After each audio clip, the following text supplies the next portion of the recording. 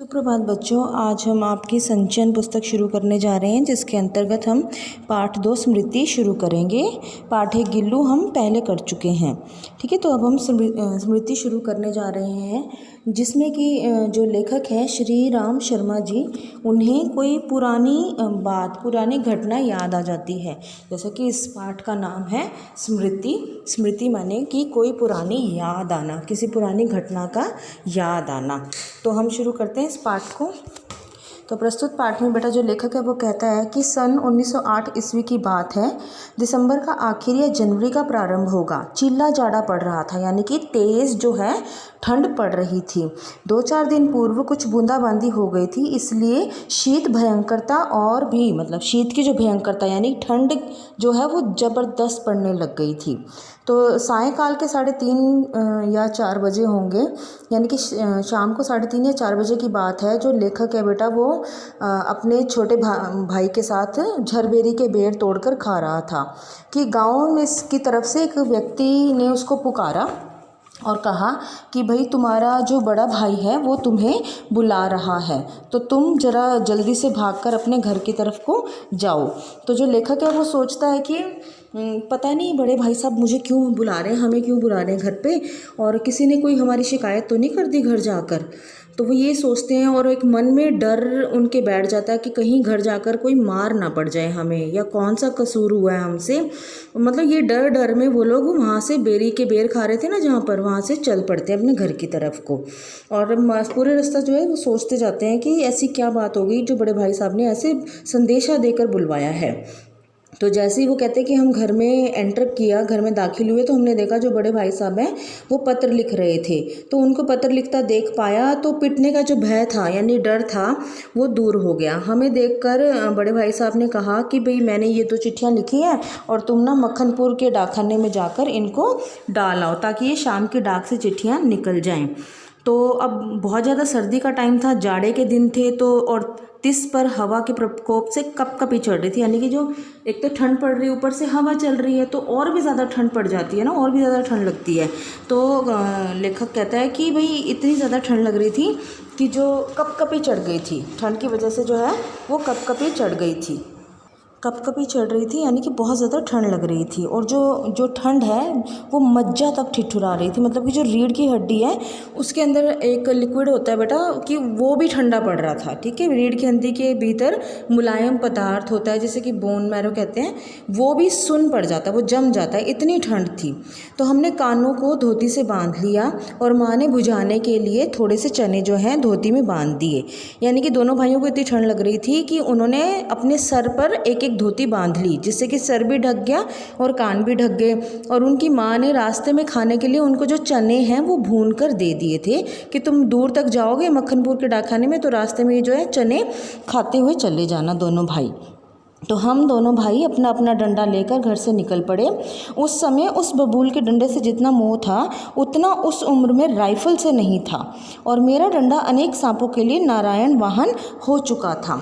यानी कि जब वो घर से निकलते हैं तो 2 धोतियाँ, कि एक धोती अपने कान पे बांध लेते हैं और एक धोती में चने बांध लेते हैं, और हाथों में क्या कि बबूल की लकड़ी का जो डंडा है वो ले लेते हैं। ठीक है, ताकि रास्ते में अगर कोई भी परेशानी हो तो डंडा रहेगा सहायता करने के लिए, तो इसलिए वो एक डंडा साथ में ले लेते हैं। और लेखक कहता है कि उस उम्र में उस डंडे से जितना प्यार था ना, तो उतना प्यार राइफल से भी नहीं हुआ, कि डंडा ज़्यादा प्रिय था एज़ कम्पेयर टू राइफल। और कहता है कि मेरा जो डंडा है वो अनेक सांपों के लिए नारायण वाहन था, यानी कि वो उस डंडे से, बबूल के डंडे से बहुत सारे सांपों को जो है वो मार चुका था। ठीक है बच्चे, तो अब हम आगे देखते हैं कि मक्खनपुर के स्कूल और गांव के बीच में पड़ने वाले आम के पेड़ से प्रतिवर्ष उससे आम झूरे जाते थे। इस कारण वह मूक डंडा सजीव सा प्रतीत होता था।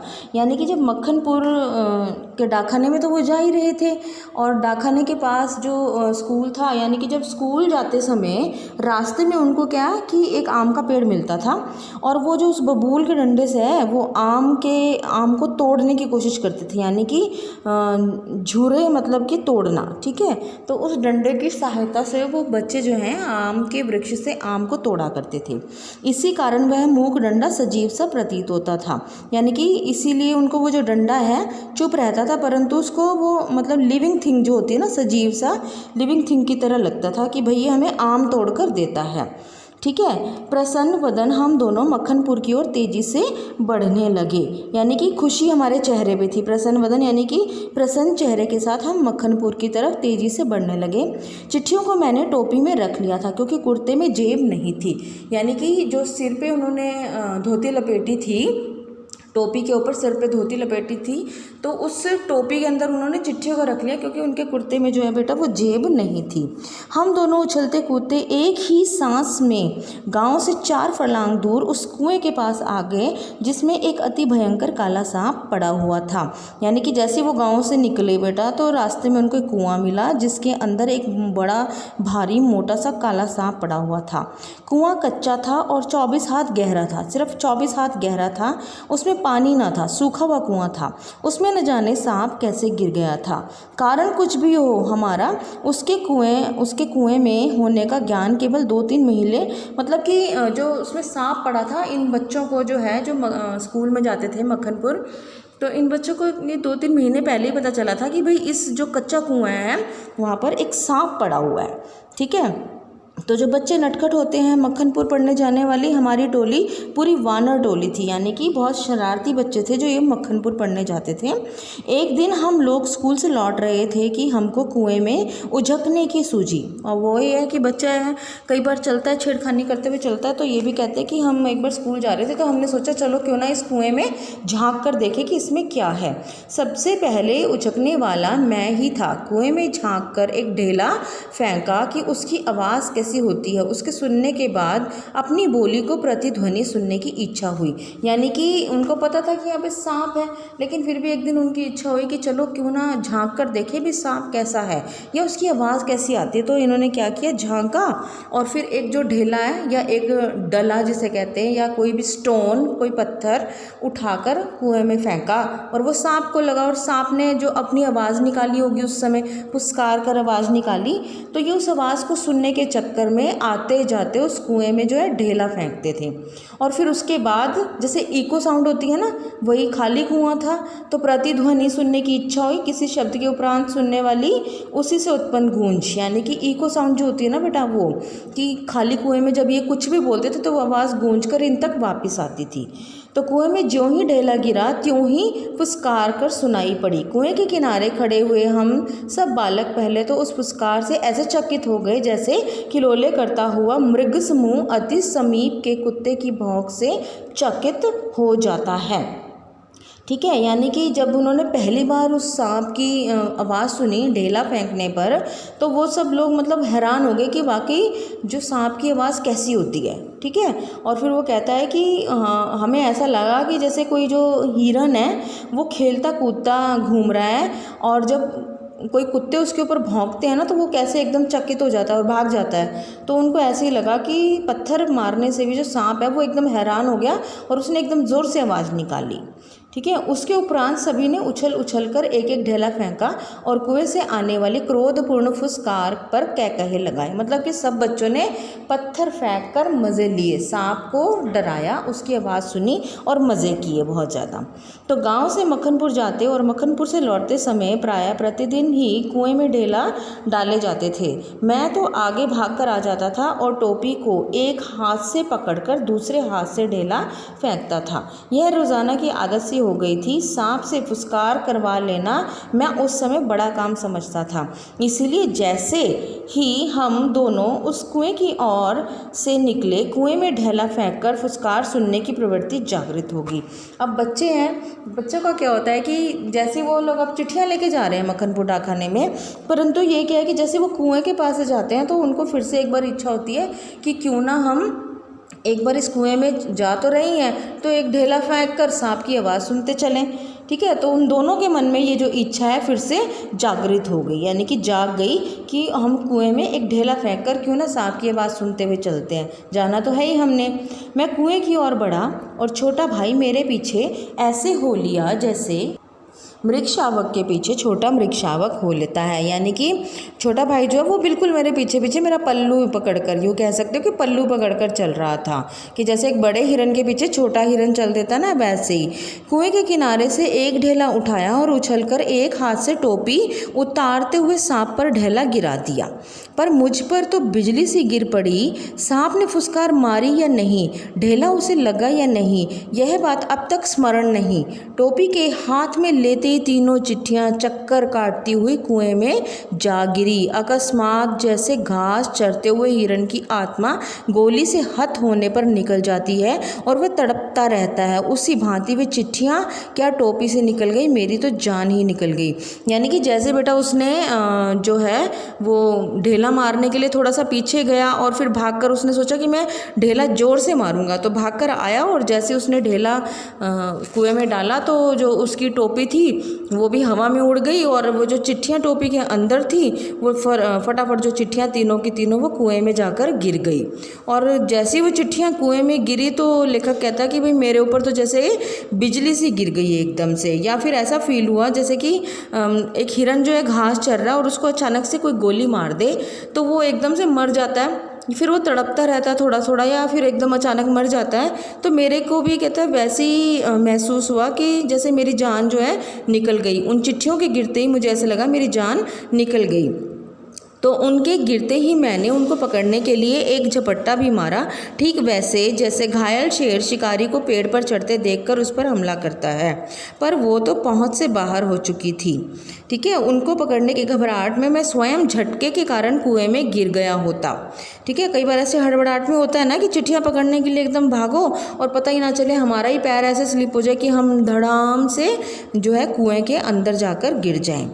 तो कुएं की पाट पर बैठे हम रो रहे थे, छोटा भाई डाढ़े मारकर और मैं चुपचाप आंखें डबडबाकर।